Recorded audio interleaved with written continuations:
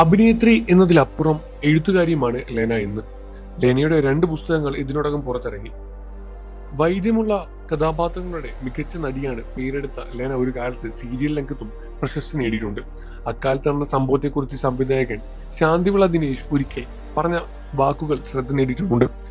മല്ലിക സുകുമാരൻ നിർമ്മിക്കുന്ന സീരിയലിന്റെ പേരിൽ ലെനയ്ക്ക് പ്രശ്നങ്ങളുണ്ടായി. ഇതിനെക്കുറിച്ചാണ് സംവിധായകൻ തന്റെ യൂട്യൂബ് ചാനലിൽ സംസാരിക്കുകയും ചെയ്തത്. മലയാള മനോരമയിൽ വന്ന ചില്ലുവിളക്ക് എന്ന നോവലാണ് ഞാൻ സീരിയലാക്കിയത്. നായികയായി പലരെയും ആലോചിച്ചു. പിന്നീടാണ് ലെനയെ ആലോചിക്കുന്നത്. ലെന അന്ന് ഓമനത്തിങ്കൾ എന്ന സീരിയലിലെ വലിയ പേരുണ്ടാക്കിയ നടിയാണ്.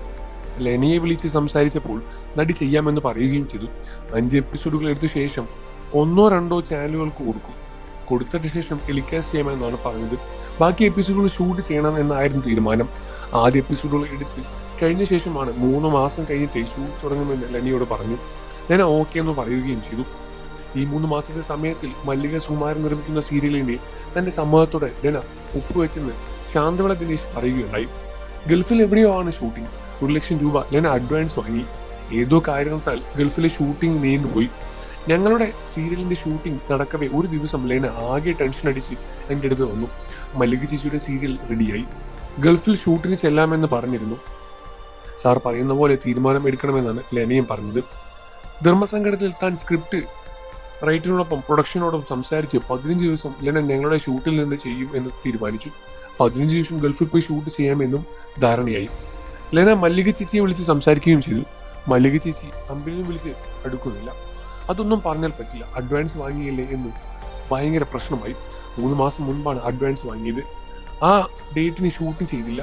എന്നിട്ട് അതിന്റെ പല പരാഭവവും ലെനയുടെ തലയിൽ വയ്ക്കുകയും ചെയ്തു. എന്നെ ഒഴിവാക്കണമെന്ന് ലെന പറഞ്ഞപ്പോൾ ഒഴിവാക്കുന്ന പ്രശ്നമില്ല, ഞങ്ങൾ അഡ്വാൻസ് വാങ്ങിയതല്ലേ എന്ന് മല്ലിക ചേച്ചിയും പറയുന്നു. ഭീഷണിയുടെ സ്വരത്തിലാണ് ലെനയോട് അവർ സംസാരിച്ചത്.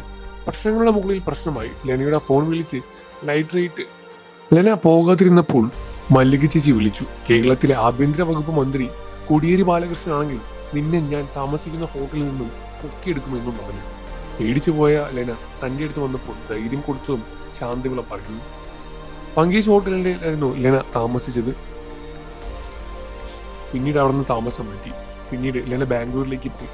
മനസ്സോടെ ലെനയ്ക്ക് പകരം മരുമകളായ പൂർണിമയെ വെച്ച് മല്ലിക സുകുമാരൻ ഈ സീരിയലിൽ ഷൂട്ട് തീർക്കുകയും ചെയ്തു. എന്നാൽ സീരിയൽ പാതി വഴിക്ക് മുടങ്ങിപ്പോവുകയായിരുന്നു. ഇങ്ങനെയൊരു മുഖം മല്ലിക സുകുമാരനുണ്ട് എന്ന് തെളിയിക്കുകയായിരുന്നു അന്ന്. ഇങ്ങനെയുള്ള വാർത്തകളാണ് ഇപ്പോൾ പുറത്തു വരുന്നത്. ഈ വിഷയത്തിൽ നിങ്ങളുടെ അഭിപ്രായം എന്താണെന്ന് വീഡിയോയ്ക്ക് താഴെ കമന്റ് ചെയ്ത് പറയുക. വാർത്തകളും വിശേഷവും എത്രയും പെട്ടെന്ന് അറിയാൻ നമ്മുടെ വീഡിയോ ലൈക്ക് ചെയ്ത് ചാനൽ സബ്സ്ക്രൈബ് ചെയ്ത് സപ്പോർട്ട് ചെയ്യണേ ഫ്രണ്ട്സ്.